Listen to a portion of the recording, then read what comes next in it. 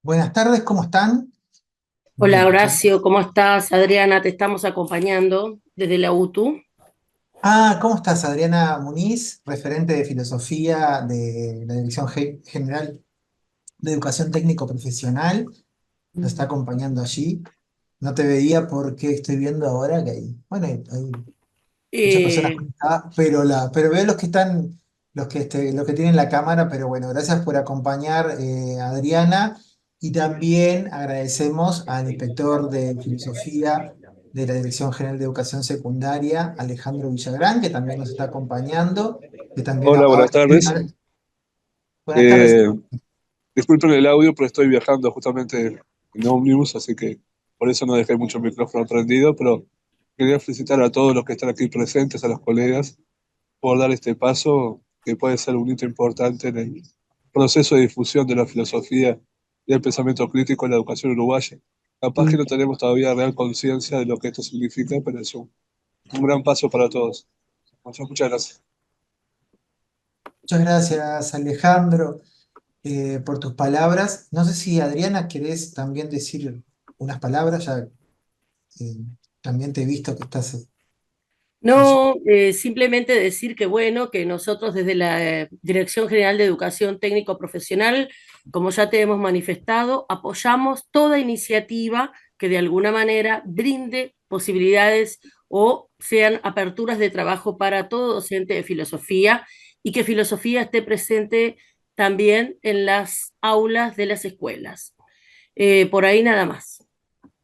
Y buena Muchas tarea para todos.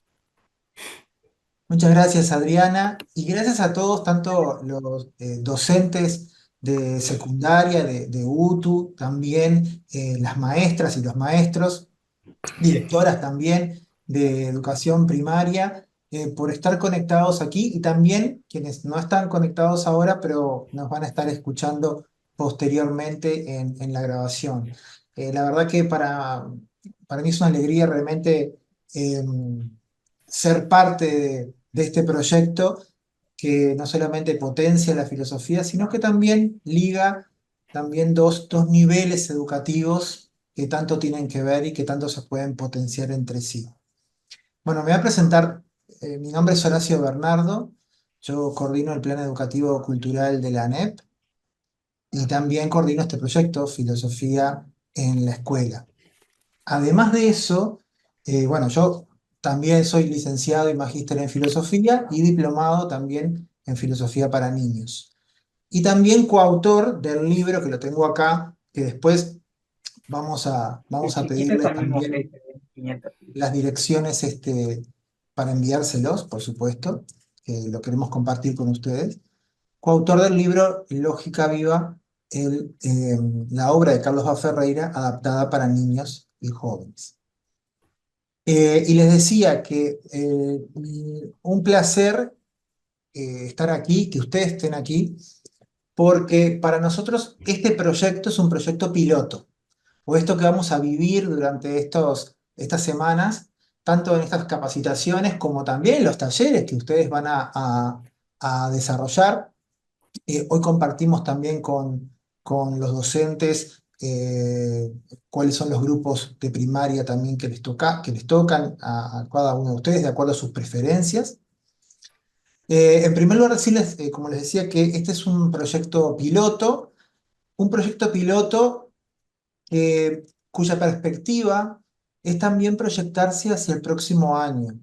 Por eso es breve este proyecto. Ahora vamos a decir las características. Yo tengo una presentación que va a guiar esta exposición, pero en este exordio, digamos, en este preámbulo, hablar algunas cosas de modo más informal, digamos, o sin la presentación para ir presentando estos elementos. Les decía que para nosotros es muy importante este proyecto como piloto para poder potenciar este vínculo entre la filosofía y primaria y la educación primaria.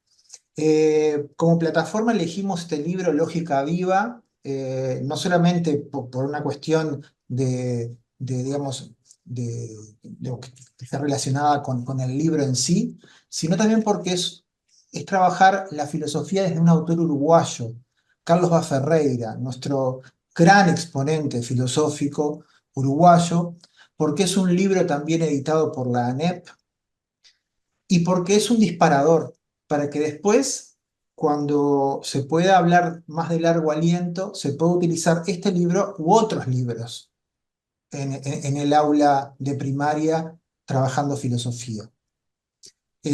Con el libro se puede trabajar desde muchas perspectivas, pero decirles que este libro surge además con el trabajo de las escuelas.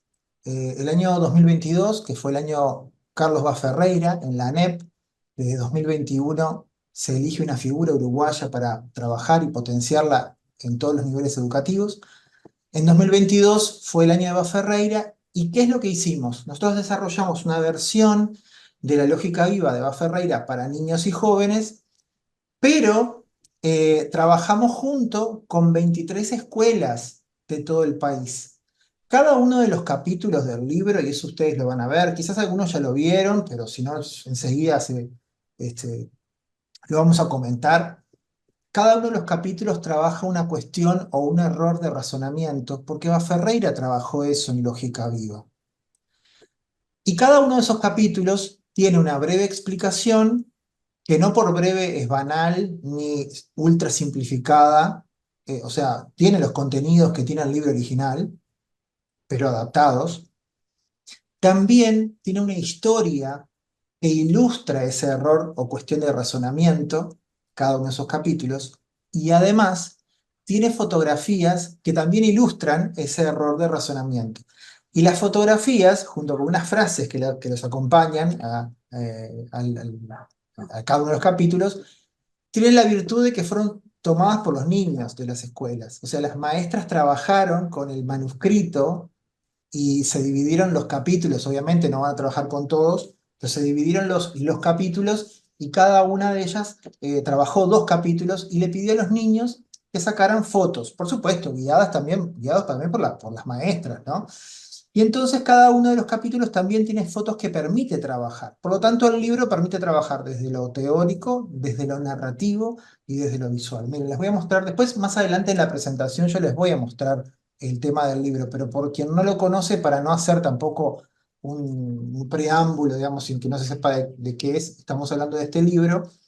Cada uno de los capítulos tiene un error de razonamiento y dice errores de falsa oposición, que es una de las primeras cosas digo, lo primero que trabaja va Ferreira, y dentro del capítulo hay una explicación, y aquí ya ven aparece una fotografía. Yo se lo estoy mostrando de este modo informal, pero después en la presentación, aclaro, vamos a verlo más en detalle.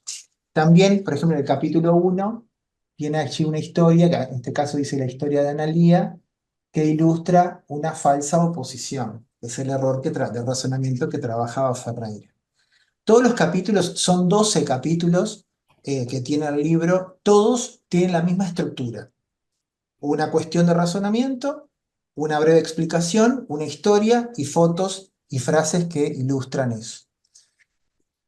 La idea del taller es tomar como referencia este libro y poder trabajar con los niños, bueno, asuntos filosóficos y asuntos también que tienen que ver con el razonamiento, con cómo pensamos.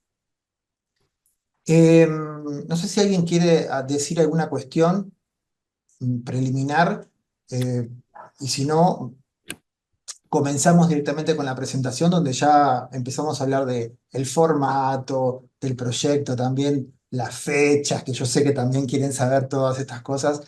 No se preocupen, que es lo primero que voy a decir antes de empezar con cuestiones más teóricas, bueno, que por supuesto también son parte de lo que tenemos para compartir.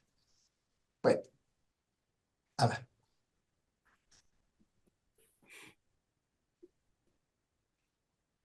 Ahí ven la presentación, o un título que dice Filosofía en la escuela, herramientas de trabajo en el aula. ¿Se ve bien allí? ¿Sí? Sí, perfecto. Perfecto. Bárbaro. Entonces,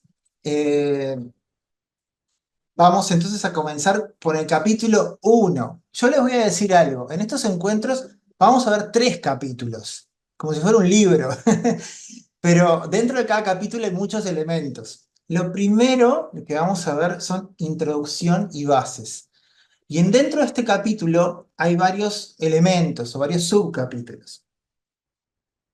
Aspectos, en primer lugar, netamente introductorios, y luego dos cuestiones fundamentales que van a servir para todo lo que viene después, que hablan de tres dimensiones del pensamiento, de las cuales también mucho habla Matthew Lipman, que es el fundador de la filosofía para niños, y también tres niveles de preguntas, que eso van a servir muchísimo tener conciencia de esos niveles de preguntas para poder trabajar en el aula.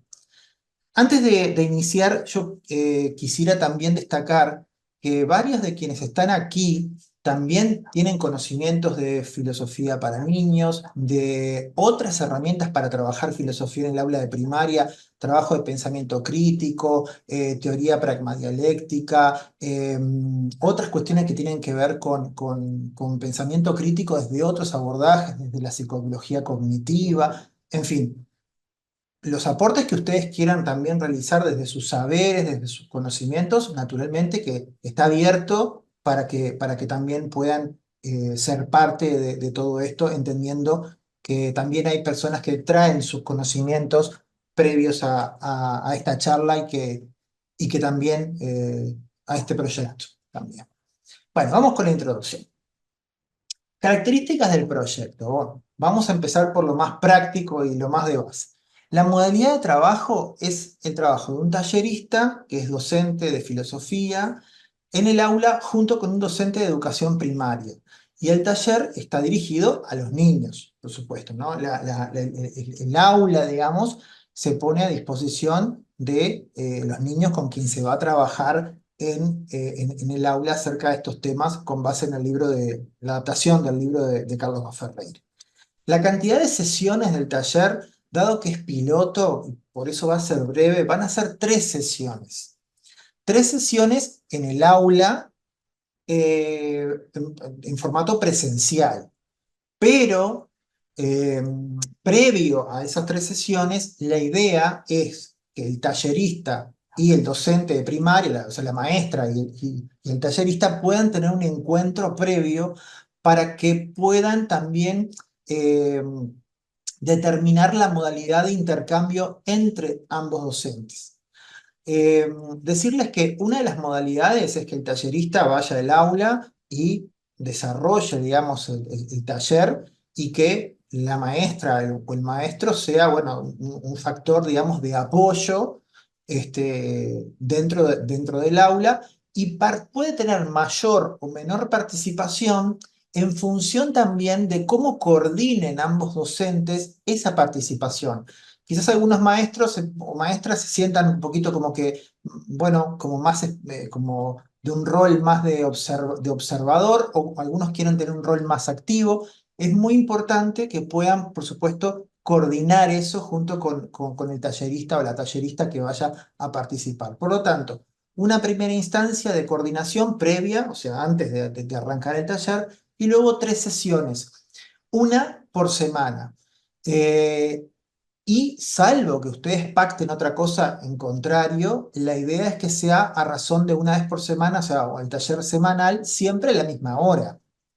Ahora, si ustedes pactan algo diferente por alguna otra cuestión, en ese sentido son libres de poder modificar esa frecuencia. Nosotros lo que establecemos como base es una vez por semana. La duración de cada sesión es aproximadamente una hora.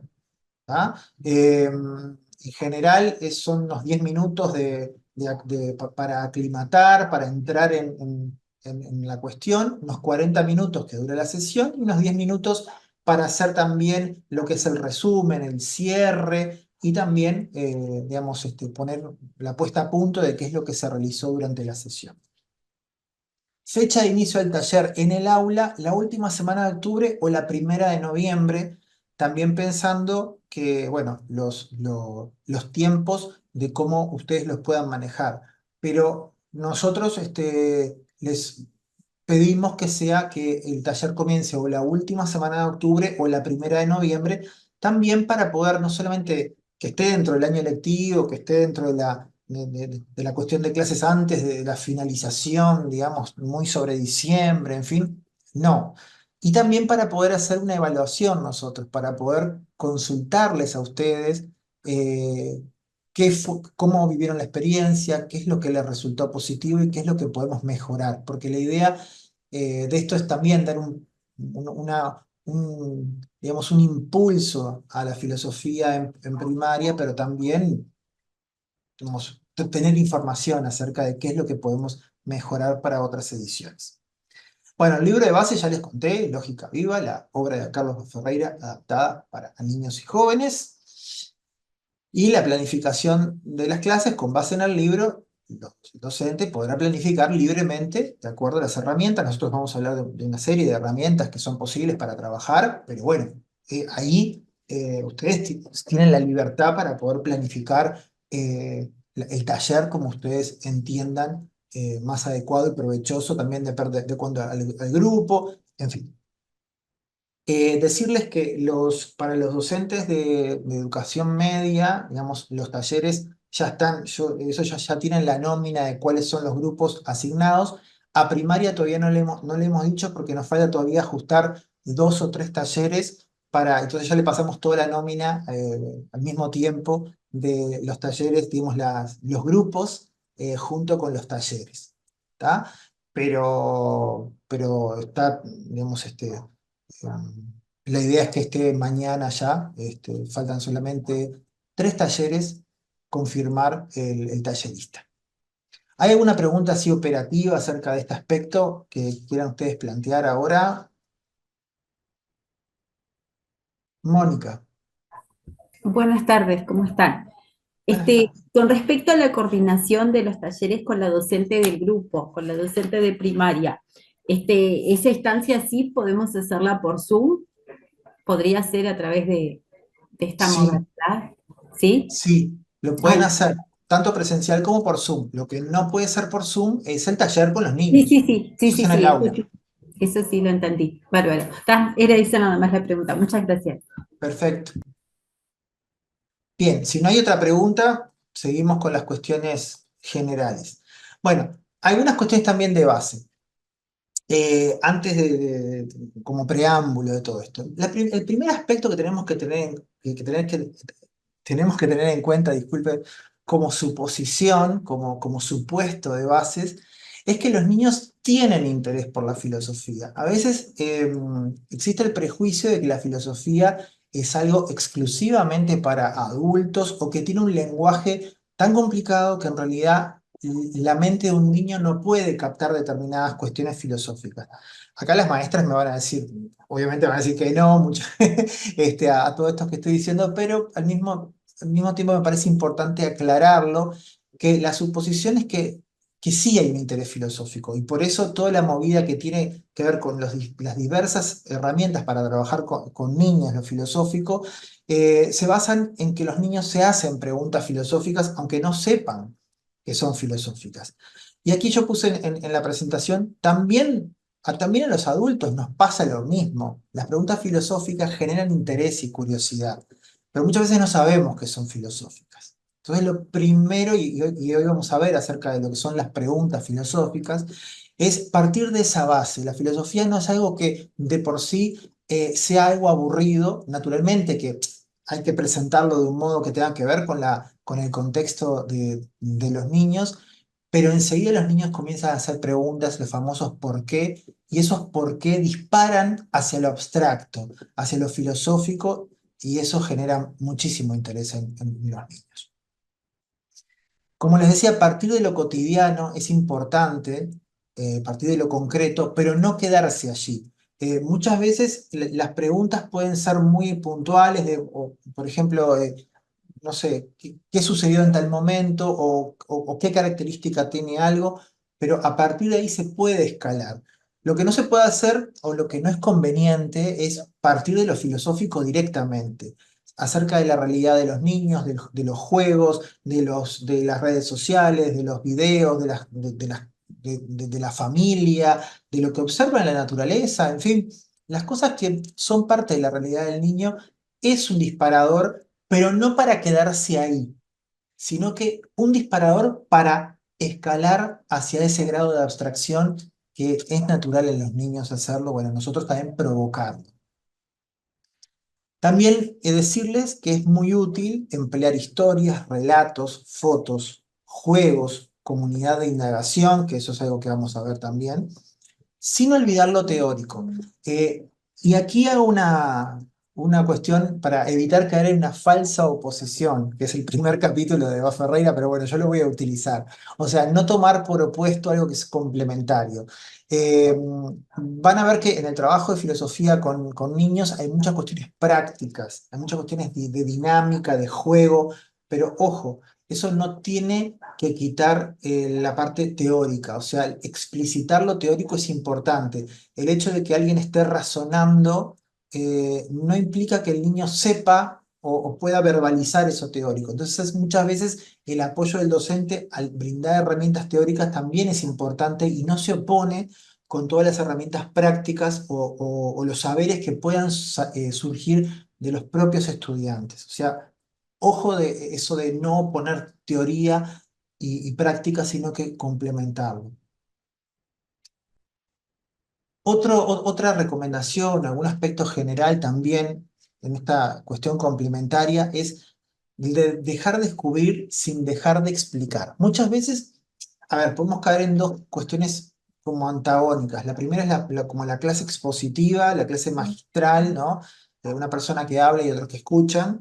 Este, y por otro lado, podemos caer en aquello de que no a la explicación, todo tiene que surgir de los propios estudiantes. Bueno, las dos cosas conviven y cuando utilicemos herramientas a través de fotos, a través de narraciones en el libro o a través de otras dinámicas, debates, comunidad de indagación, en fin, no olvidemos que aunque surjan conocimientos de los propios niños, también la explicación es necesaria para poder guiar y que realmente haya una complementación entre el docente y los estudiantes en el aula filosófica. Y no olvidar resumir al final, bueno, resumir no sé si es la palabra más adecuada, pero sí poner una puesta a punto, o sea, que tanto los estudiantes como los docentes puedan dialogar en conjunto sobre qué es lo que se acaba de hacer.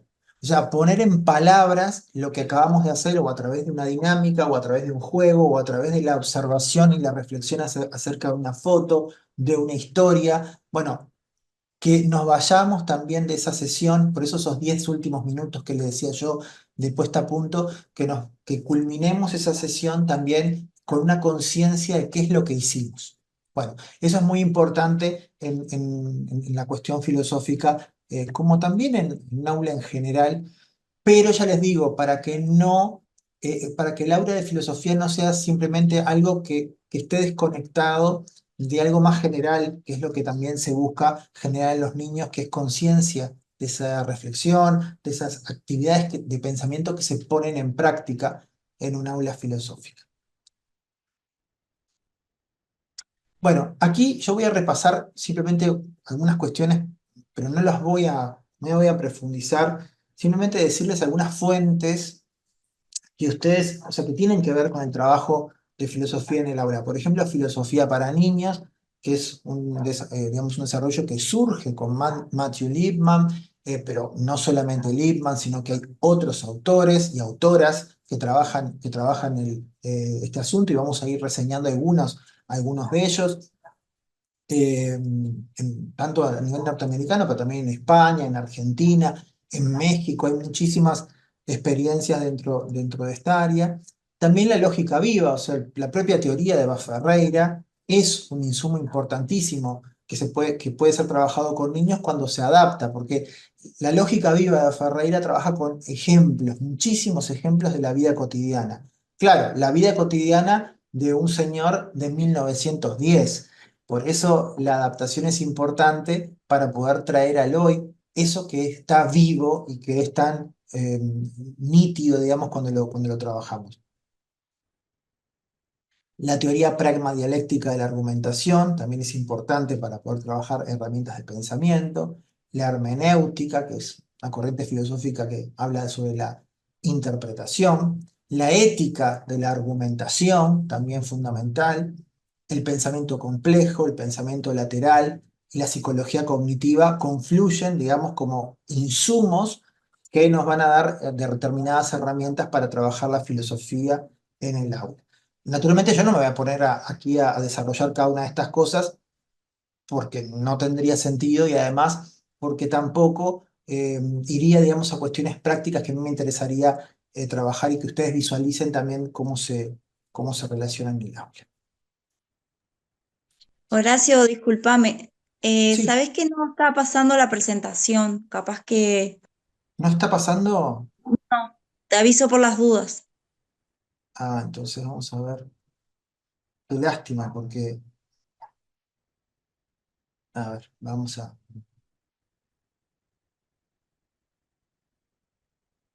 Yo todo contento con que estaba pasando y no estaba pasando nada.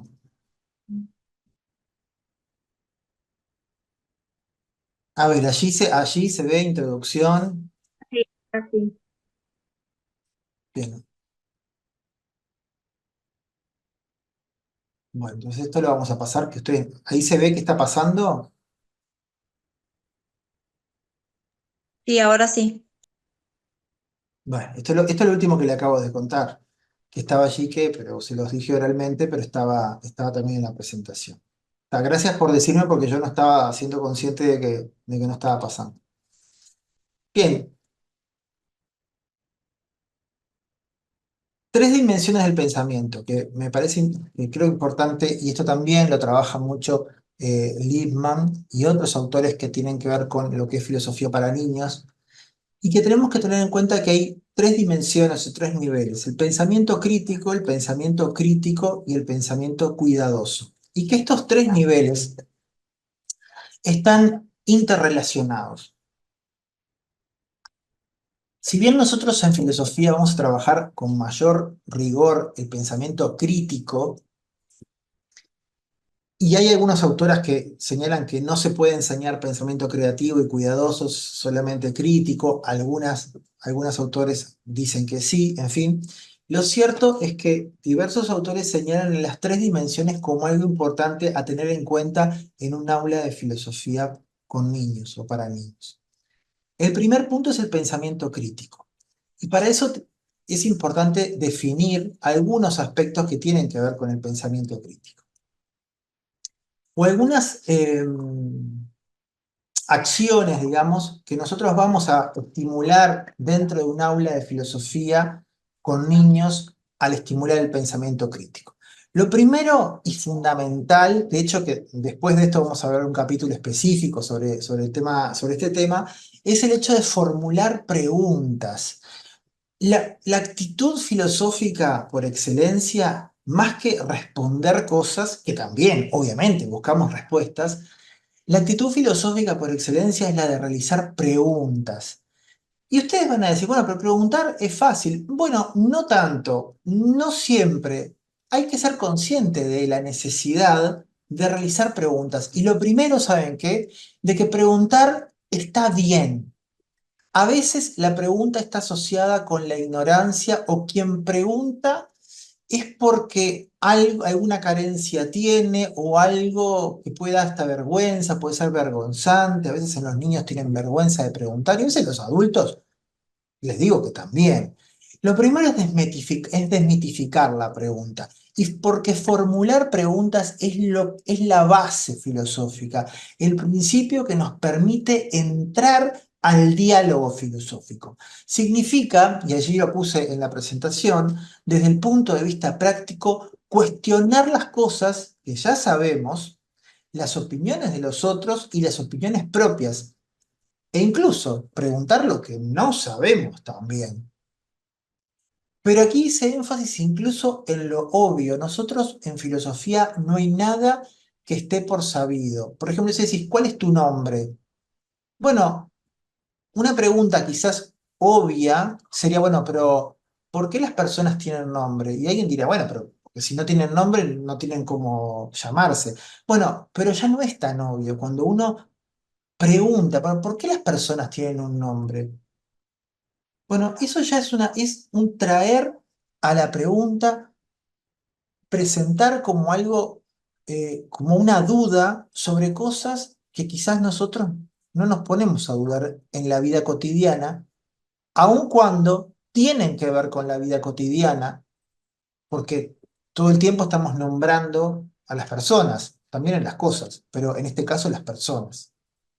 Pero también podemos dudar acerca de las opiniones de los otros, incluso de los maestros, pero también de los elementos que leemos, que vemos en las redes sociales, en las noticias, o que nos dice alguien por la calle, o incluso de nosotros mismos, porque nosotros cambiamos también. Entonces, la pregunta está siempre abierta y hay una, no sé si decirle una regla, pero hay algo que es importante tener en cuenta, es que no hay nada que no se pueda preguntar.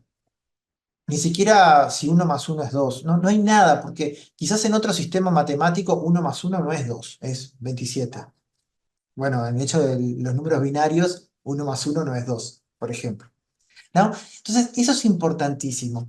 Implica una actitud dispuesta a crear preguntas nuevas o a dudar incluso de lo que no teníamos dudas, pues pensábamos que había respuestas obvias. Entonces, lo primero es esto, la libertad de preguntar sin límites.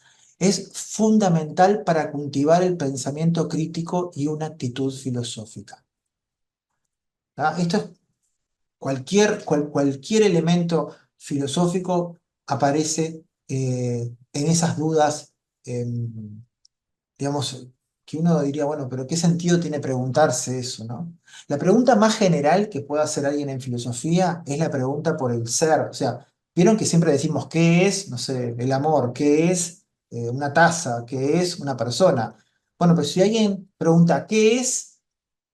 El verbo es, o sea, el verbo ser, digamos, ¿qué significa eso, no? ¿Qué es el ser? Bueno, esa es la pregunta más abstracta o más general, pero es la pregunta que uno nunca se preguntaría, porque uno siempre se hace preguntas de qué es algo, no qué es el propio verbo ser, que es el que te sirve para preguntar qué son las cosas, ¿no? Bueno, a ese nivel, yo no digo que la filosofía con los niños tenga que ir exactamente hacia ahí, pero les digo a ustedes que no hay pregunta tonta, obvia o ridícula que impida cuestionar. Y esa es la libertad, uno de los fundamentos de la libertad filosófica. Y esa libertad, experimentarla con los niños es precioso también porque ellos también tienen mucha libertad cuando se genera un ambiente adecuado. El segundo punto importante para trabajar el pensamiento crítico es explorar o encontrar puntos de vista, respuestas o posturas posibles ante un problema o una pregunta. Por ejemplo, imaginemos que planteamos una pregunta, ¿no? Decimos, bueno, ¿siempre hay que respetar las reglas? ¿O la gente siempre razona bien? ¿O en general la gente razona bien? Y algunos van a decir, bueno, sí, otros dirán no. Cada una de esas respuestas posibles a una pregunta le vamos a llamar un punto de vista. Acá me estoy basando también en esta teoría pragmadialéctica de la argumentación, que le llama punto de vista a las posiciones posibles.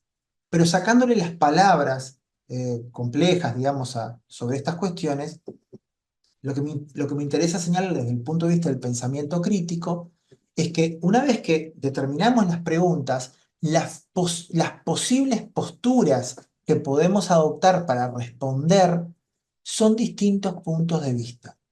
¿Todos los puntos de vista son válidos? Bueno, plantear cualquier punto de vista es válido, pero todos son igualmente potentes argumentativamente. Y bueno, no, si no decimos, ¿qué forma tiene la Tierra? Imagínense una pregunta más científica. Y bueno, algunos dirán es redonda, otros, no sé, es ovalada, otros dirán es plana. Bueno, los puntos de vista que uno puede tener sobre esa pregunta son muchísimos, pero no todos son iguales de, digamos, de verdaderos en ese sentido, en este caso de correspondencia con los hechos. O si uno dice, ¿qué es la amistad? Ya yendo a una pregunta más filosófica. Bueno, las posturas pueden ser muy diversas, pero no por eso todas deben ser igualmente potentes desde el punto de vista argumentativo. Ahora vamos a ver el siguiente paso. Encontrar puntos de vista quiere decir que una vez que planteamos preguntas es tentar distintas respuestas que nos pueden servir para contestar esas preguntas, para intentar empezar en ese diálogo para poder encontrar esas respuestas posibles. Significa, desde un punto de vista práctico, acá ahora estoy leyendo la diapositiva, construir o considerar perspectivas sobre un asunto puesto en cuestión o una pregunta. Ante una pregunta, pensar qué respuestas posibles puede haber más allá de lo que nos convenza más a nosotros. Esto es importante. Al trabajar el hecho de que pueda haber distintos puntos de vista, también es una enseñanza desde el punto de vista filosófico, en el sentido de que más allá de que yo tenga una postura previamente, no sé, ¿existe Dios? Sí o no, o ¿existe la justicia o la amistad es lo mismo que el amor? Sí o no. Bueno, capaz que yo pienso algo, pero yo sé que hay otras posturas posibles y que esas posturas posibles también se pueden encontrar argumentos y que están abiertas a la discusión igual a la mía. E incluso yo podría cambiar mi postura. Pero el hecho de saber que existen más posturas válidas, eh, eso es fundamental también. A partir de cada punto de vista, como aquel elemento en función del cual se puede construir, bueno, a partir de cada punto de vista es aquel elemento en función del cual se puede construir una argumentación fundamentada. Y bajo esta perspectiva, argumentar es un juego de intercambio de puntos de vista, por lo que es clave su determinación y para ello tener herramientas para poder emprender una investigación en sus etapas preliminares. Para decirlo en términos más sencillos, es necesario poder encontrar distintos puntos de vista también para poder argumentar y poder intercambiar pareceres, sobre todo cuando hay diferencias de opinión. El tercer punto de vista, yo no sé si hay alguna pregunta que alguien quiera hacer hasta este punto o va quedando todo claro de distintos elementos que No, tienen que... va bien, muy claro, profesor. Muchas gracias. Bien, cualquier cosa, si algo no queda claro, díganme y yo explico, no sé, o vemos el asunto. Pero bueno, si está todo bien, me quedo tranquilo, entonces sí, sigo. Tercer punto también de trabajo de pensamiento, ¿perdón? Todo súper claro. Bárbaro. Tercer punto, dijimos la pregunta como primer elemento fundamental del pensamiento crítico. Segundo, el tema de los puntos de vista, de las distintas perspectivas. Tercero, la argumentación. Y en este libro, Lógica Viva, que parezco un vendedor mostrándolo así, pero en este libro es muy importante también el hecho de la argumentación. De hecho, les cuento algo, miren, Bas Ferreira escribió este libro en 1910. Y Ferreira no viajó mucho al exterior. De hecho, fue a Brasil y Argentina y no mucho más. Por lo cual, su obra no fue conocida demasiado en Europa y en Estados Unidos, centros, digamos, de, de difusión, digamos, de la cultura a nivel mundial, o por lo menos a nivel occidental. Pero recién en los años 60, 70, cuando entra el auge o empieza a haber un auge de la argumentación y la retórica, digamos, como algo serio, como algo que se vuelve a considerar de un modo muy potente, recién ahí se descubre a Baferreira y hay autores que lo descubren a Baferreira como precursor. Entonces, el hecho de argumentar, pero no la lógica, vieron como los silogismos, esa lógica más matemática, no, la argumentación en la vida real. Todo ese trabajo de Baferreira recién fue reconocido 50 años después, cuando ya Baferreira había muerto, porque Baferreira murió en el 58. Entonces, cuando hablamos de argumentar, es algo fundamental para estimular el pensamiento crítico y también muy importante dentro del libro que nosotros proponemos también para estos talleres, breves talleres de filosofía en la escuela. Argumentar significa, en términos prácticos, ahora leo la diapositiva, crear razones e identificar razones a favor o en contra de un punto de vista. Yo puedo decir que la justicia existe o que, por ejemplo, si fuéramos inmortales seríamos desgraciados. Imaginen que yo me ponga a decir algo así. Pero no basta que yo lo diga, que yo enuncie mi punto de vista. Yo tengo que decir por qué considero que eso es así. Y esa tarea de argumentar, de decir, bueno, yo creo que seríamos infelices si fuéramos inmortales, porque llegaría un punto en que no tendríamos más nada que aspirar. Podrían pasar 1000 años, 50.000 años, 2 millones de años, pero ya estoy dando una razón. O podría decir, si fuéramos inmortales seríamos infelices porque la Tierra no es inmortal, la Tierra se va a morir, el Sol también, nos quedaríamos flotando en un espacio negro que no tenemos nada para hacer y sufriríamos mucho. Ya decir eso es dar cuenta, es dar una razón de por qué yo creo, en este caso, de que si fuéramos inmortales seríamos muy infelices. ¿Sí? Pero eso es muy importante y lo separa de la mera enunciación. Hay veces en que nosotros decimos cosas y ya creemos que por decirlas son lógicas y que las otras personas lo van a entender y que está bien así, pero no. El pensamiento crítico no significa enunciar algo o desmontar una pregunta, sino desmontar una pregunta, tentar una respuesta y decir por qué yo creo que eso es así. Para dar razones, hay muchísimas formas de dar razones, pero algunas de ellas son las más comunes, que son las que aplicamos en la vida cotidiana. Una de ellas es dar ejemplos, ¿no? Si yo digo, bueno, creo que la gente es feliz, podría decir, bueno, mi papá es feliz, mi mamá es feliz, o yo soy feliz, o sea, poner ejemplos, ¿no? Eh, mencionar hechos, datos, cifras o las opiniones calificadas, o sea, lo que dijo alguien que sabe mucho sobre ese tema, o pensar las consecuencias positivas o negativas, ¿no? Eh, por ejemplo, uno podría decir, bueno, ¿deberíamos permitir hacer cualquier cosa dentro de la clase?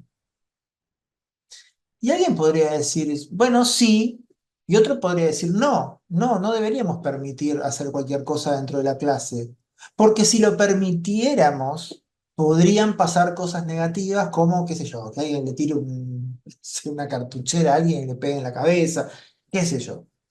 O alguien podría decir, sí, deberíamos permitir que pase, hacer cualquier cosa en la clase porque eso le permitiría que cada persona sepa, no sé, sea libre y que pueda experimentar su libertad.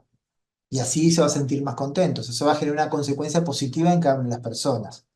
Estoy inventando. Lo que digo es que muchas de las formas de argumentar, si bien hay muchísimas formas, pero en general los ejemplos, los hechos, los datos, las opiniones de personas que saben sobre un asunto, las consecuencias negativas o positivas son las más comunes.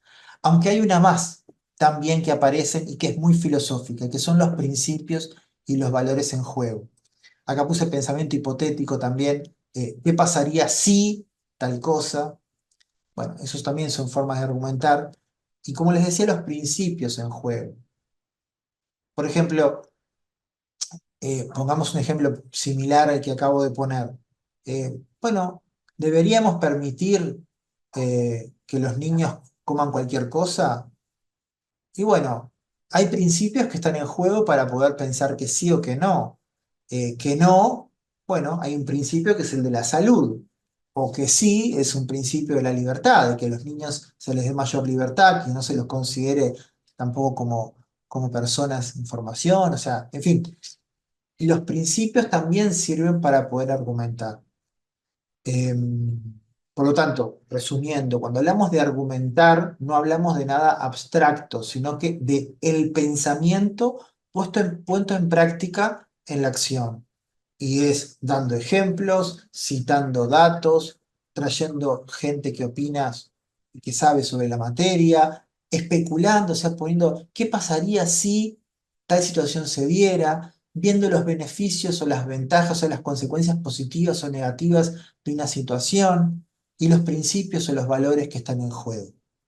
Hay unas dinámicas que también proponen algunas autoras. Yo tengo acá varios libros de Lippmann, bueno, de y otras autoras también, que proponen también incluso trabajar con carteles, eso lo vamos a ver, pues, no hoy, pero en la próxima. Todas estas cosas que yo les estoy diciendo ahora de forma abstracta, llevarlos al aula en un trabajo con los niños colectivamente, pero poniéndole con cartelitos. O sea, cuando yo voy a dar un ejemplo, levanto un cartel que dice ejemplo, o cuando voy a mencionar una consecuencia, pongo cartel consecuencia. Entonces los niños también cuando discuten sobre algunas cosas, o este, algunas cuestiones filosóficas que se dan en el aula, también toman conciencia de qué es lo que están haciendo cuando van a intervenir. Pero esto es un adelanto, yo ahora no voy a profundizar sobre esto, simplemente quiero decirles que son elementos que se pueden trabajar y bajar a tierra, que ustedes notan que son cosas que son bastante abstractas, pero que se las puede bajar a tierra en el trabajo en el aula. Un Bueno, y además, perdón, me quedó otro elemento más, que argumentar también implica conocer las posiciones, las razones de otras posiciones que no coinciden con el punto de vista propio, ya sea para enriquecer el punto de vista o ya sea para fortalecer el intercambio con quien piensa diferente. A lo que voy, importantísimo también el ejercicio argumentativo que se va a dar en el aula de filosofía es el hecho de escuchar los argumentos que no coinciden con lo que nosotros pensamos o lo que creemos previamente o lo que nosotros estamos argumentando. Y ese dar ejemplos puede transformarse en un dar contraejemplos. Y ese dar argumentos puede también transformarse desde el punto de vista de otro que piensa distinto en dar contraargumentos. O sea, el hecho de poder aceptar que otras personas, otros estudiantes o la maestra misma o el docente tallerista, pueden plantear cuestiones que pongan en jaque o en juego ese razonamiento. Y que el mecanismo para poder destrabar esa objeción, ese contraargumento, es la argumentación misma. El ejercicio filosófico es un ejercicio de diálogo, aun cuando se dé en un debate. Es un ejercicio de un diálogo en el que la pregunta está planteada, hay posiciones que se toman y que los distintos participantes pueden ir matizando sus posiciones. O sea, yo puedo pensar que la amistad es lo mismo que el amor, pero conforme va avanzando lo que vamos trabajando, puedo terminar pensando o algo distinto o lo mismo, pero con matices. Entonces, eso es muy importante. No estamos hablando de un ejercicio en el que yo tengo una postura y que necesite siempre mantenerla. Hay otras herramientas, por ejemplo, el debate en algunos de sus formatos competitivos, que también es muy interesante para trabajar el pensamiento crítico, trabajan desde otro lugar. Pero acá hay posibilidades de matizar durante la sesión las propias posturas. Bien, y el hecho de argumentar también implica el hecho de poder organizar ese pensamiento. Y eso es importante que lo tengamos en cuenta. Una buena argumentación no es solamente una exposición de razones, sino también tener un orden, saber cómo encuadra, cómo encaja esas razones para poder defender el punto de vista que nosotros necesitamos defender o bueno, para irlo modificando. Un cuarto punto, que un poquito ya lo adelanté, que tiene que ver con el pensamiento crítico, es ser autocrítico también. O sea, lo que nosotros pensamos de antemano se puede ir matizando. No quiere decir que si yo pienso que, no sé, que se puede hacer, se tiene que permitir cualquier cosa hacer dentro de la clase, bueno, o tengo que pensar eso o que no se puede hacer ninguna cosa dentro de la clase. Bueno, capaz que yo arranco pensando de que, bueno, que lo mejor para todos los niños y pensando, digamos, para todos nosotros, digamos, si fuera un niño, es que podamos hacer cualquier cosa. Pero conforme avance la reflexión, quizás yo pienso que no, que bueno, que algunas cosas está bien que no sucedan. Y por ejemplo, trabajando con el libro Lógica Viva, yo puedo pensar acerca del pensamiento mismo, de cómo razonamos, de que no es tan fácil equivocarse y capaz que después sí pienso que puede ser fácil equivocarse en determinadas cosas. O elementos que yo pensaba que los adultos decían bien, bueno, ahora los empiezo a cuestionar. porque veo que es fácil equivocarse para todos, para los niños y para los grandes. Bueno, aquí hay herramientas de expresión oral, escrita, en fin, pueden venir como auxilio, pero lo importante es que dentro de un aula filosófica, tal como la planteamos en filosofía en la escuela, y que también tiene que ver mucho con las herramientas de filosofía para niños y otras herramientas, es el hecho de poder matizar, de poder llegar a consensos o también poder llegar a puntos en los que decimos no estamos de acuerdo. Quizás más adelante podamos estar de acuerdo, pero capaz que hoy, con lo que nosotros dijimos hoy, yo en este punto no estoy de acuerdo con esta otra postura o con lo que dicen otras personas. Y no está mal. Aunque haya una mayoría, bueno, hay una falacia que es la falacia de la ad populum, ¿no? Que a veces lo que dice la mayoría, pensamos que es lo más correcto. Pero acá no, es desmitificar todos esos elementos. Lo que dice la mayoría no necesariamente tiene que ser lo que yo tenga que acatar, digamos. No es una cuestión de consenso puro. Puede haber diferencias de opinión, puntos de acuerdo y puntos de desacuerdo. Y eso es parte del ejercicio del pensamiento crítico también. Y por último, la evaluación del todo el proceso, o sea, toda la metacognición, o sea, el hecho de saber qué es lo que hicimos nosotros en ese proceso.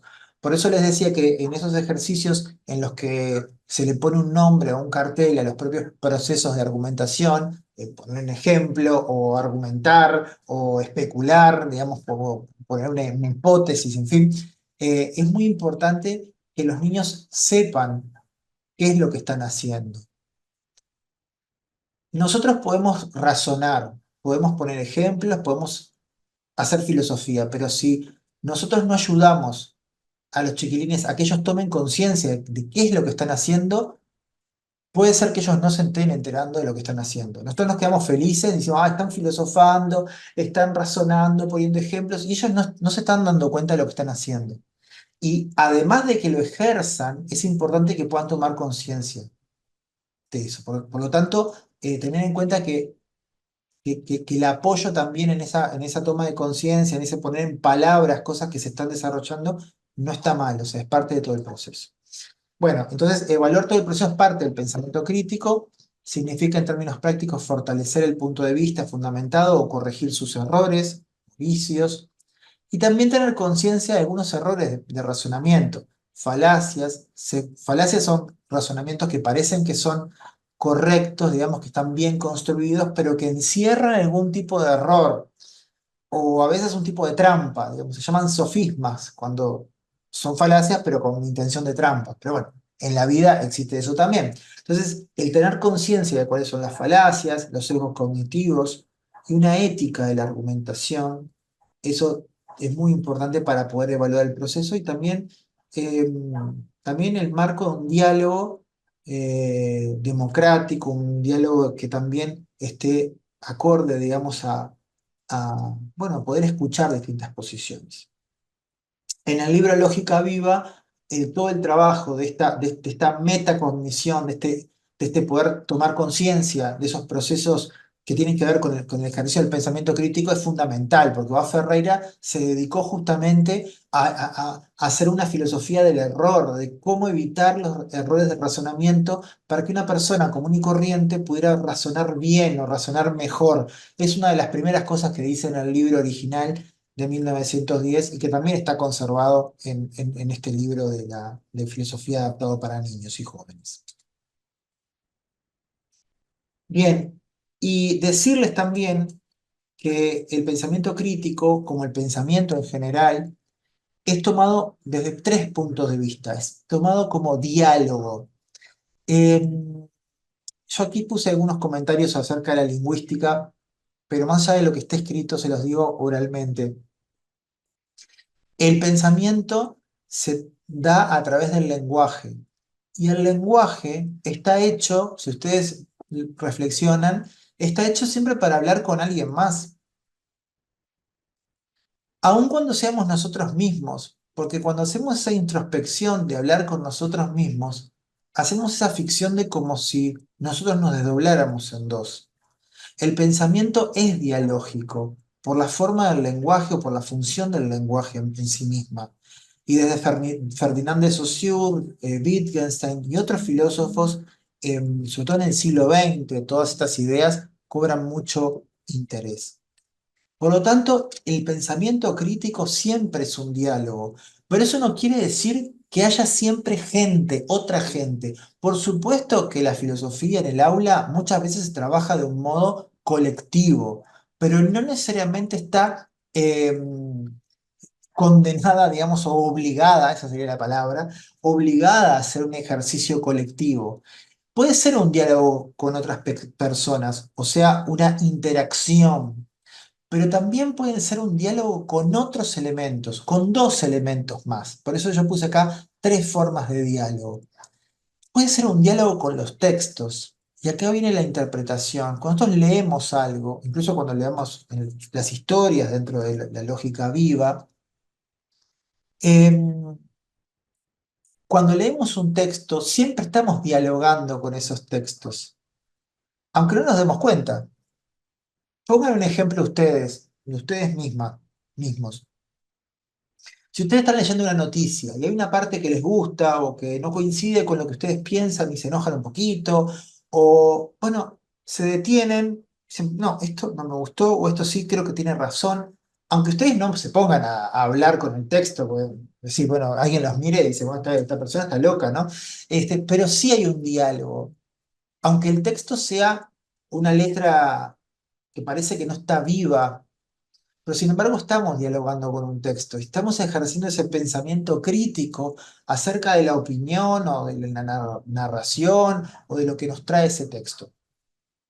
Pero hay otro diálogo más que también es un diálogo, y es el diálogo con uno mismo, la reflexión y la introspección. O sea, ese diálogo que nosotros hacemos acerca de las cosas que hacemos, que pensamos, pero también la introspección, o sea, esa toma de conciencia acerca de nuestros propios procesos. Eso también es un diálogo por más que nosotros, como les decía, estemos con nosotros mismos. Pero la propia forma del lenguaje, es como que si ustedes, como que el lenguaje es como es una herramienta que está hecha para hablar, para que sea utilizada de a dos. Y esos dos pueden ser dos personas, o tres, o 20, o 40, o puede ser una persona y un texto, o puede ser una persona y la misma persona desdoblada. Entonces, siempre el diálogo, lo dialógico, es parte fundamental de lo que es el pensamiento crítico y el pensamiento en general, aun cuando no estemos con otras personas. No confundir diálogo con colectivo en general. Muchas veces sí hay herramientas en filosofía, en el aula, con niños, en fin, que es un trabajo colectivo, pero también el trabajo de cada individuo, de cada niño con los textos, consigo mismo, también es un ejercicio que está bueno considerar, que es importante considerar como ejercicio el pensamiento crítico.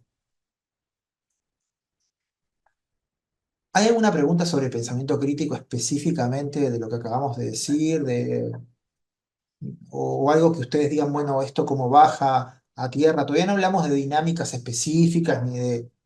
Estamos en términos generales, pero me interesa muchísimo que todo esto ustedes puedan verlo también en el trabajo como algo que se puede bajar a tierra también.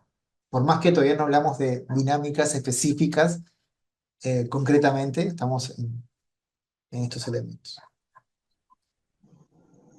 Bueno, están mucho silenciosas ahí, pero bueno, Va bien, va bien, va bien, sí. Por ahora ninguna pregunta. ahí está. Bien, bueno, perfecto.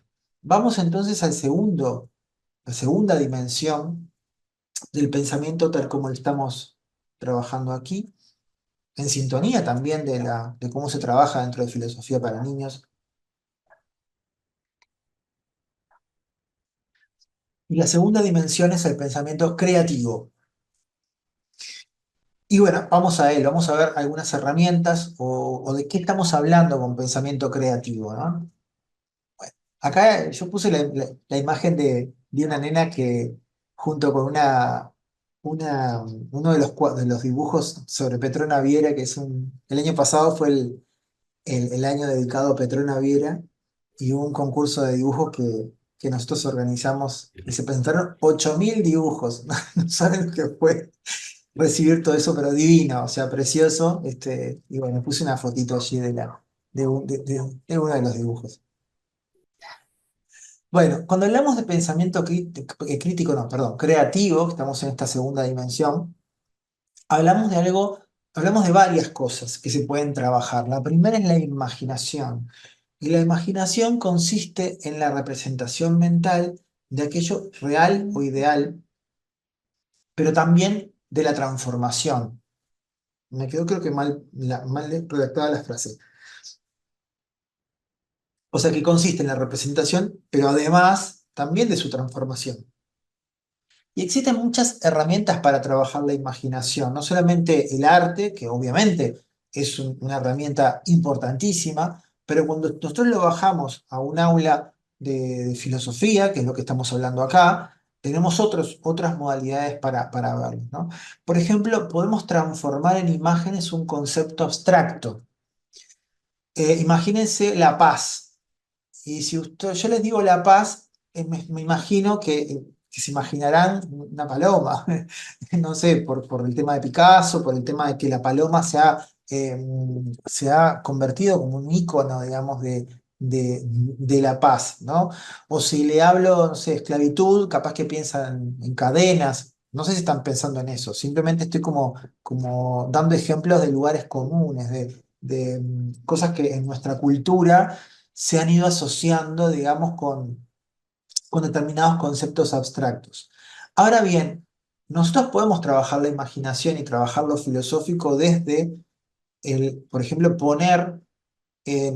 o sea, llevar a la práctica a través de imágenes, de dibujo, de juego, de una postura corporal, lo que fuera, pero poner en otro lenguaje algo que es abstracto, para después reflexionar desde ese lugar, desde esa puesta en concreto de esa cosa abstracta. O si hablamos de la amistad, ¿cómo, cómo dibujar la amistad sin dibujar amigos, por ejemplo? ¿Cómo dibujarías? ¿No? O sea, intentar cómo salir de esa explicación eh, que sería más propia del pensamiento crítico, pero a partir de ese nuevo lenguaje, volver al pensamiento crítico. O sea, yo expresé la amistad, pero no puedo dibujar personas. O no puedo, no sé, imagínense. Entonces, capaz que yo dibujo dos perritos, o capaz que yo dibujo dos árboles que están cerca. Entonces, bueno, ¿por qué son amigos esos árboles? Bueno, porque están cerca, porque están juntos, porque se conocieron desde que crecieron. Surgen elementos que vuelven al argumentativo, pero desde un lenguaje diferente. Y muchas veces lo filosófico se nutre de esos otros lenguajes, pero no para quedarse en hacer un dibujo, porque no es una clase de arte, ¿entienden? O sea, no es que, bueno, vamos a dibujar la amistad, está perfecto, terminó. No, si se utiliza, en este caso, el dibujo, es para volver a lo abstracto, volver al concepto filosófico. Es una herramienta o un elemento que es de mucha utilidad. Por eso hay algunas autoras que señalan que no se enseña tanto el pensamiento creativo, sino tanto más bien el pensamiento crítico. El pensamiento creativo es fundamental para poder explorar otros lenguajes. De hecho, cuando nosotros hicimos el libro de Lógica Viva, jugamos con esto, al proponerles un desafío que era bastante, no era fácil, ¿eh? Poner, por ejemplo, una falacia de falsa oposición en un dibujo o en una foto, porque era foto lo que nosotros les propusimos. Y por ejemplo, en el capítulo 1 van a ver que hay una casa muy vieja, muy como derruida, pero que tiene unas antenas parabólicas. Y la reflexión que está abajo es, bueno, lo antiguo y lo nuevo no son opuestos porque pueden convivir, porque está la casa viejísima con esa antena parabólica, esos aparatos, en fin. Bueno, es una apuesta en imágenes de un concepto abstracto, pero para volver al concepto abstracto. Otro ejercicio de pensamiento creativo es, por ejemplo, alterar un objeto existente modificando algunos de sus aspectos constitutivos. Voy a ponerles un ejemplo. Por ejemplo, uno puede partir de, no sé, un árbol. Bueno, entonces nosotros podemos analizar el árbol, sus partes, sus elementos constitutivos, que yo qué sé, la rama, las hojas, las raíces, el tronco, en fin. Bueno, ¿cómo sería un árbol que en lugar del tronco de madera fuera de metal o fuera, no sé, en lugar de estar para arriba, que sea para el costado? O sea, el ejercicio imaginativo puede ser construido y puede ser aprendido cuando nosotros tomamos en cuenta cuáles son los elementos constitutivos de un objeto, en este caso el árbol, y cuando tomo conciencia de que tiene hojas, árbol, raíz, tronco, digo, ¿qué pasa si modifico alguno de ellos, de esos objetos? Perdón, de esos elementos constitutivos. O tiene un tamaño, una posición horizontal, o es un ser vivo. Bueno, ¿qué pasa si yo digo, ya no es un ser vivo, ya no es, no está vertical, sino está horizontal? En fin, hay un ejercicio de imaginación que yo puedo ejercer, pero también yo puedo plantear un problema filosófico a partir de eso. ¿Qué tanto puedo modificar un árbol y que siga siendo un árbol? ¿Qué es lo que hace que sea un árbol? Bueno, el dibujo acá puede también entenderse de ese modo, pero digamos, como una de las claves para ejercitar ese pensamiento creativo es entender las partes constitutivas, en este caso de un objeto. Pero si habláramos de algo más abstracto, por ejemplo, no sé, de la amistad o de la paz o, no sé, del pensamiento. Yo podría llevar el pensamiento, no sé, podría llevar como algo, un dibujo, como les dije anteriormente, pero podría decir, bueno, ¿de qué se compone el pensamiento? De ideas, de tal cosa, bueno, y si no hubiera ideas, y si no hubiera, sería pensamiento. O sea, el ejercicio de descomponer sus elementos y poder ir modificándolos, es el ejercicio de pensamiento creativo, pero que te lleva también a lo filosófico cuando vos lo trabajás desde el punto de vista que algo que es filosófico. Y los niños también se entusiasman con esas cosas porque, claro, es como algo que vos podés, es como un juguete, ¿no? O sea, ya el pensamiento es ideas más imaginación, más recuerdos. Entonces, bueno, si le saco los recuerdos y si le pongo más de esto, entonces, como una especie de mezcolanza que vos podés jugar con eso. Estás jugando con algo súper abstracto, pero a través del pensamiento creativo.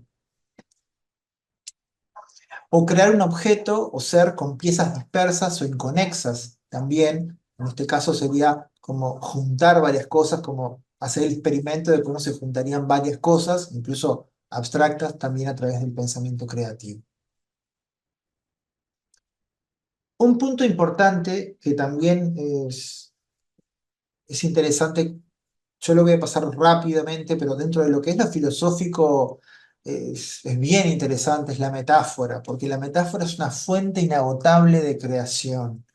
Y la poesía, ya no, ahora no me voy para el dibujo, sino más bien para la creación poética, es una fuente de creación en el lenguaje. Se dice que el lenguaje es un repositorio de metáforas muertas. Esto no es para que les digan a los niños, digamos, pero digamos, para, si los cuento a ustedes. Y la forma de crear en el lenguaje muchas veces es a través de la metáfora. Y la metáfora consiste o el ejercicio de crear metáforas, consiste en unir dos cosas que aparentemente no tienen nada que ver. Y les voy a decir una clave para que ustedes vean lo fácil que es crear metáforas. La metáfora es una comparación a la que le sacamos el marcador de comparación, o sea, el cómo o el parece que, ¿no? Si yo digo, las carreteras son tantas y tan mezcladas que parecen como si fueran redes. Bueno, ahí es una comparación, estoy comparando las carreteras con la red. Pero si yo le saco todo lo que el elemento de comparación, podría decir, las carreteras son redes. O sea, uní dos cosas que no tienen nada que ver. La carretera por un lado y una red, que puede ser una red de pescar, que puede ser una red, no sé, una media de red, qué sé yo, no sé, una red, cualquier red, ¿entienden?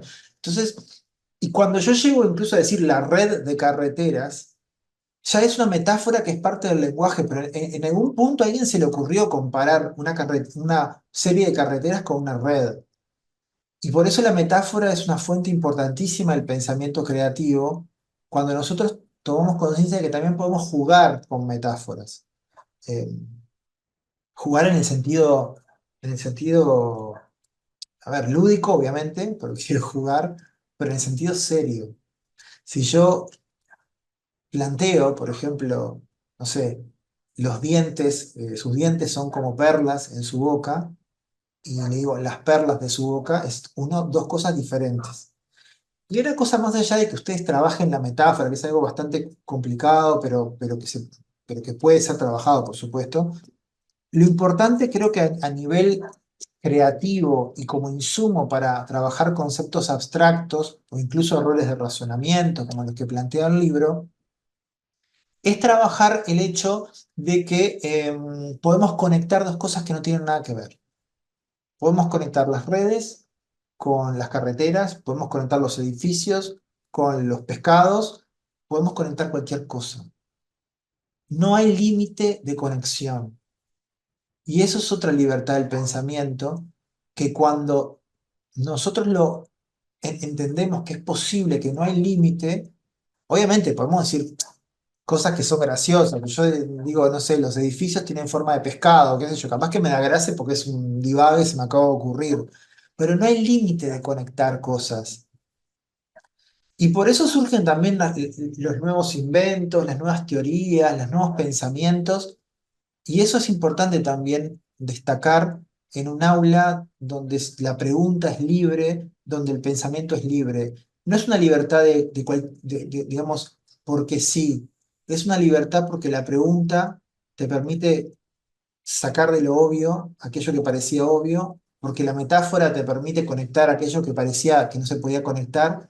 Y lo más interesante de todo es que pueden salir cosas buenas, o sea, cosas que vos decís, te hacen pensar.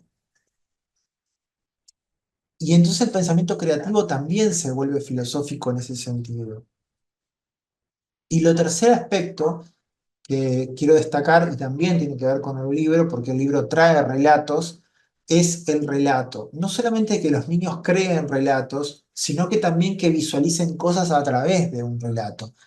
Voy a leer lo que puse ahí en el PowerPoint. El relato permite poner en ejercicio la imaginación, incorporando la dimensión temporal diacrónica. Permite imaginar, ponerse en los zapatos del otro, vivenciar emociones de un modo seguro. O sea, cuando trabajamos un relato, lo importante es pensar que eh, podemos también materializar cosas que son abstractas. En el libro nosotros lo que vamos a ver es el hecho de que, por ejemplo, como les decía, errores de razonamiento se materializan, ¿no? O sea, la falsa oposición, ¿no? Que si ustedes lo miran desde el punto de vista teórico, significa que cuando nosotros nos confundimos y pensamos que dos cosas son opuestas, cuando en realidad no son opuestas o quizás son complementarias. Y una de las cosas que sucede en la historia de Analía es, dice, bueno, ¿qué preferís? ¿Que la maestra sea inteligente o que sea buena? Creo que no es exactamente así, y si no es así, tiene un matiz. Y bueno, naturalmente uno podría llegar a contestar, bueno, prefiero que sea inteligente para que me enseñe más, o prefiero que sea buena para que me haga pasar con más notas, en fin, y que no tenga que estudiar tanto. Pero en realidad la respuesta es que las dos cosas se pueden dar al mismo tiempo, porque puede ser inteligente o puede ser buena, o incluso puede ser exigente y puede ser buena.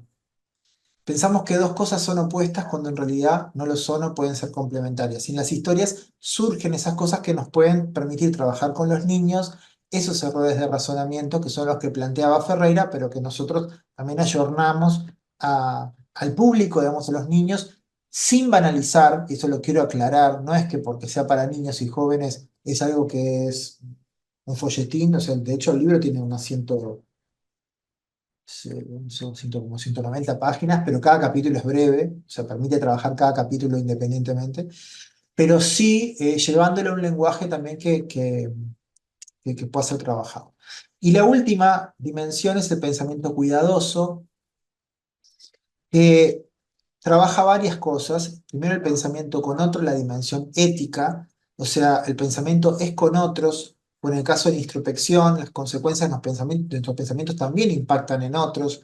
O sea, ese cuidado que hay, ese respeto, esa escucha, esa consideración hacia el pensamiento de otra persona, hacia las posiciones de otras personas, aun cuando nos parezcan que son una bobada. Bueno, hay un cuidado, hay una cuestión ética en ese diálogo filosófico, en esas preguntas que nosotros planteamos en el aula. Pero también hay una afectividad. Hay quien dice que la afectividad es argumentativa cuando encuentra justificaciones racionales. O sea, yo puedo sentirme conmovido por algo y eso también puede ser parte de de algo, de un pensamiento crítico, un pensamiento argumentativo, cuando yo logro verbalizar el por qué eso me conmueve de algún modo. O sea, no está desligado el pensamiento, lo argumentativo de lo afectivo. Ahora bien, que yo sienta algo no es razón en sí, sino que puede ser un insumo para que yo explore otras razones o explore otras perspectivas. También la valoración, la dimensión axiológica, o sea, los principios que están dentro del pensamiento, están dentro del pensamiento cuidadoso, y también los principios que puede sostener otra persona. Y finalmente el pensamiento y la acción. El pensamiento no está desligado de la acción, ni está desligado del contexto, ni está desligado de cómo yo me relaciono con ese contexto. Entonces ese cuidado eh, es también un relacionarse con los otros, un relacionarse con la afectividad propia, relacionarse con el contexto, con la acción.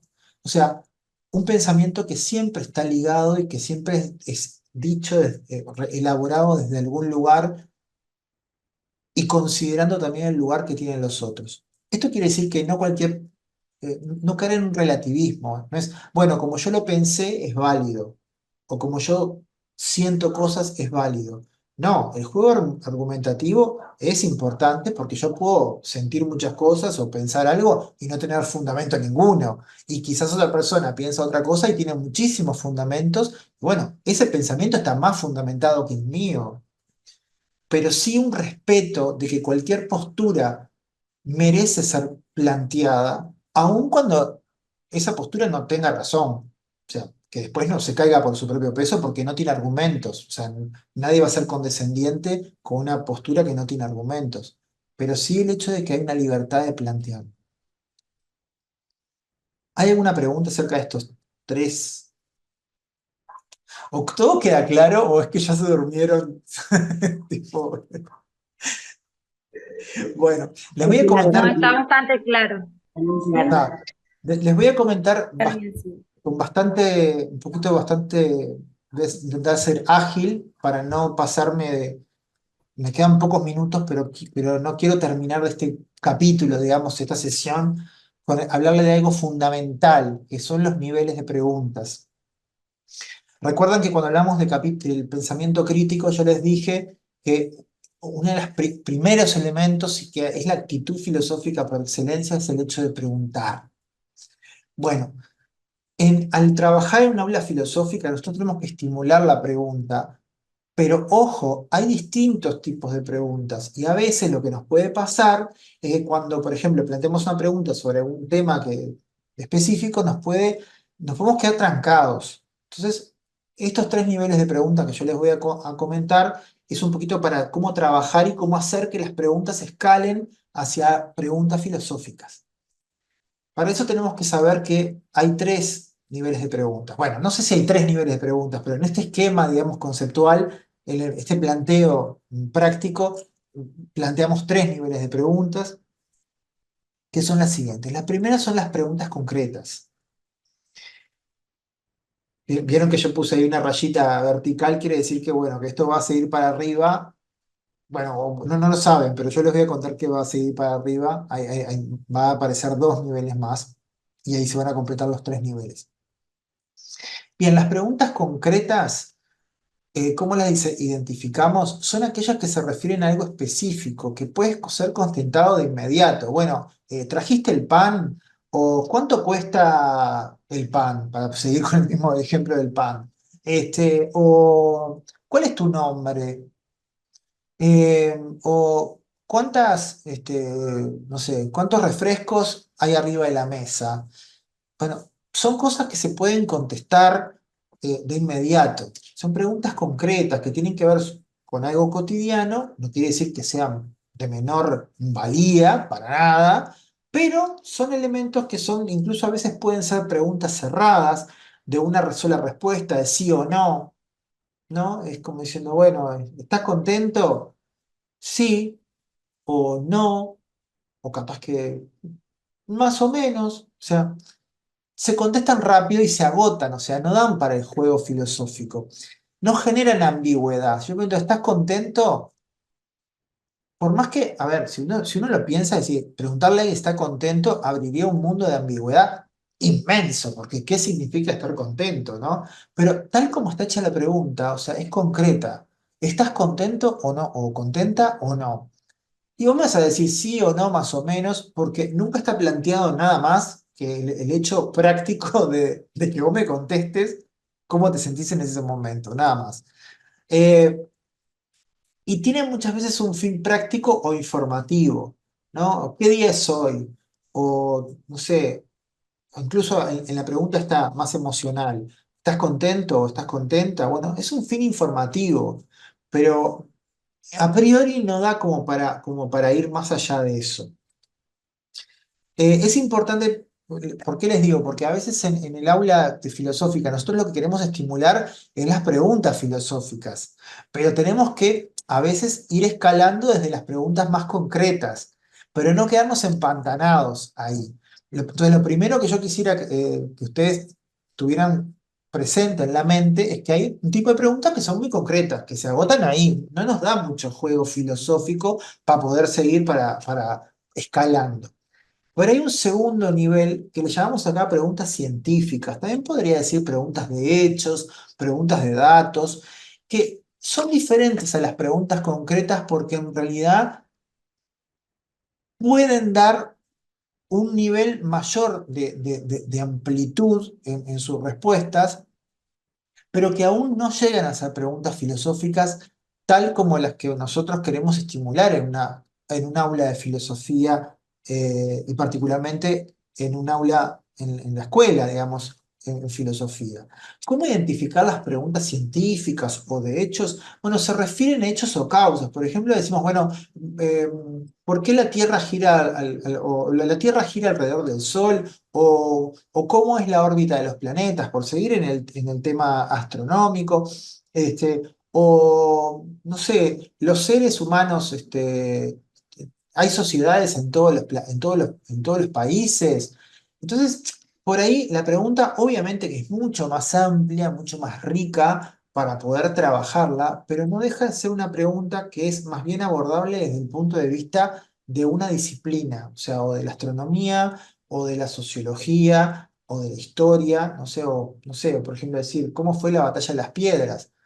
Obviamente que esa pregunta no es una pregunta concreta, porque hay causas, consecuencias, actores, en fin, intereses, hay un montón de cosas que podemos trabajar a través de la batalla de las piedras, pero no deja de ser una cuestión historiográfica, o sea, perteneciente a la disciplina de la historiografía y no es una pregunta filosófica en sí. Si bien las preguntas filosóficas también se nutren de preguntas concretas, de preguntas científicas, obviamente no están despegadas de la nada, porque argumentar implica también ir a esos terrenos. Bueno, puede responderse con evidencia muchas veces. Por ejemplo, si dicen, bueno, ¿qué es la ebullición del agua? Bueno, podemos decir, bueno, el agua ebulle a los 100 grados, pero si estamos en una altitud, no sé, en el monte Everest, seguramente sea, no sé, la ebullición a 80 grados más o menos, no sé exactamente, dependiendo de la presión de la atmosférica, en fin, la altura de la Tierra, bueno, todo eso es científico. Y en caso de no poder ser respondida con datos o con evidencias, queda pendiente su respuesta hasta nuevos datos. O sea, bueno, por ahí no sabemos muy bien cómo es la órbita de, no sé, de los planetas enanos que orbitan el sistema solar. No sabemos exactamente su composición química, en fin, pero en algún momento irá una sonda y lo sabremos, porque sabemos que es un tipo de problema más de corte de los hechos científicos. Ahora bien, hay un tercer tipo de preguntas y esas que son las que nos interesa también como desarrollar, sin desmedro de las otras, pero no quedarnos en las otras, son las preguntas filosóficas. ¿Y cómo identificar algunas preguntas filosóficas? Bueno, por ejemplo, algunas preguntas filosóficas son sobre el ser de las cosas. Atención, no se asusten ahí, sobre todo la gente que no está más en filosofía. Cuando hablamos del ser de las cosas, es qué es X, qué es algo, ¿no? Si nosotros preguntamos qué es, si nosotros decimos, bueno, qué es la amistad, o qué es la vida, o qué es lo justo, son problemas filosóficos porque intentamos definir algo. Pero es algo que no es que definimos algo y buscamos en un diccionario de la, no sé, de la Real Academia o en Wikipedia o en un diccionario especializado de una disciplina. Si yo pregunto qué es la amistad, y bueno, puedo buscar en el diccionario amistad y algo voy a encontrar, pero no es eso lo que nosotros estamos preguntando cuando preguntamos qué es la amistad. Entonces, hay un tipo de preguntas filosóficas que se zafan de lo que es lo concreto o incluso lo científico, porque no es qué es un planeta, y uno podría decir un planeta es una formación rocosa que tiene determinado tamaño y que cumple una órbita. No sé, estoy inventando una definición, ojo, miren que yo no sé nada de exactamente de planetas, más allá de lo que puede saber una persona normal, común. Pero si yo hablo de amistad, yo ahí entro en un diálogo porque más aun cuando pueda encontrar definiciones de psicología, de elementos en el diccionario, se da el diálogo porque es algo sobre lo cual puede haber distintas posiciones y sobre el cual el diálogo no está cerrado, porque aun cuando haya teorías psicológicas que te definan qué es la amistad, la pregunta queda abierta. Y si bien en la ciencia, sobre todo quien conozca algo de epistemología sabrá que las respuestas científicas nunca son definitivas del todo, pero en un determinado momento siempre hay un consenso. Es decir, bueno, la órbita de tal planeta es así, y por ahí capaz que después se descubre que no. Pero aun cuando alguien te diga la amistad es tal cosa, o lo justo es tal cosa, o la experiencia de vivir es tal cosa, siempre queda abierta esa pregunta. Siempre está la posibilidad de dialogar, de pensar. Y los niños no son menos cosa para entrar en ese juego de diálogo y de reflexión. Entonces hay un primer punto de esas preguntas que son esas preguntas por el ser. ¿Qué es tal cosa? Pero que no es específicamente científica.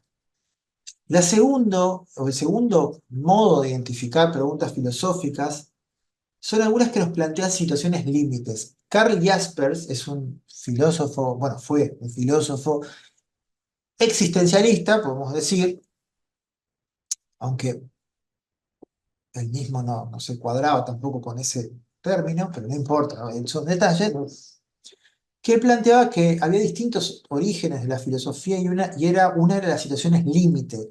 Pero por situaciones límite no se imaginen, por ejemplo, uy, me están por, no sé, por robar y tengo que salvar a, no sé, a mi mamá, a mi esposa, y de una cosa límite en sentido de una tragedia.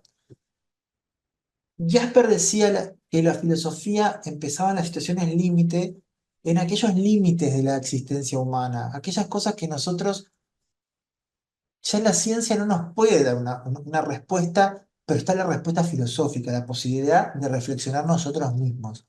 Y hay elementos en los cuales siempre hay límites y podemos especular y crear preguntas filosóficas que son muy ricas. Por ejemplo, el tiempo.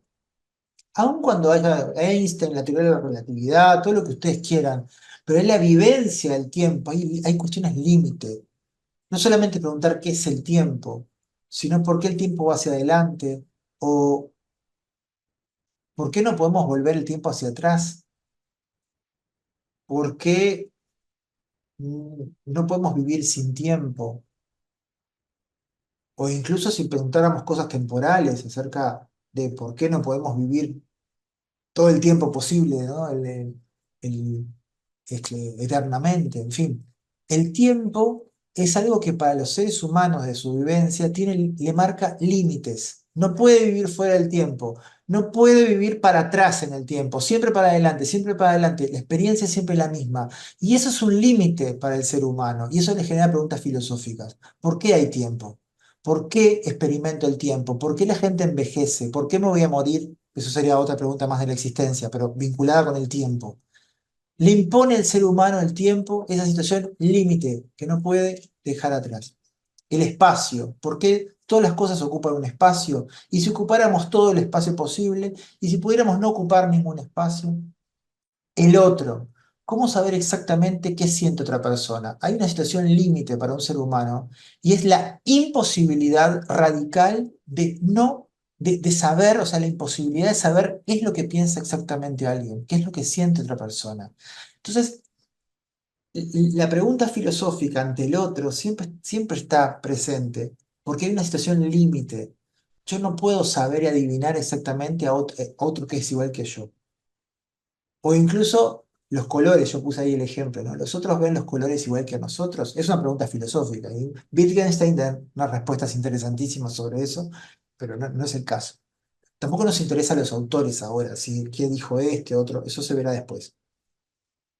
Pero el tiempo, el vivir en el tiempo, el vivir en el espacio, el no poder llegar al otro o no poder desentrañar al otro, o la existencia misma, el hecho de que, no, de que, de que nos vamos a morir, de que envejecemos, de que no permanecemos siempre igual. Bueno, todas esas preguntas que imponen límites al ser humano, a la existencia, son preguntas filosóficas y desarrollan preguntas filosóficas que son riquísimas. ¿Por qué los niños crecen? ¿Por qué no nos quedamos niños toda la vida? Bueno, es parte de una situación límite. El ser humano no puede evitar eh, desarrollar un trayecto vital y terminar. Bueno, todo eso son preguntas filosóficas.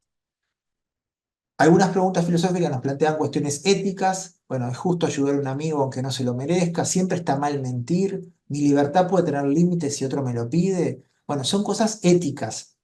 Son cosas que también son parte de la filosofía.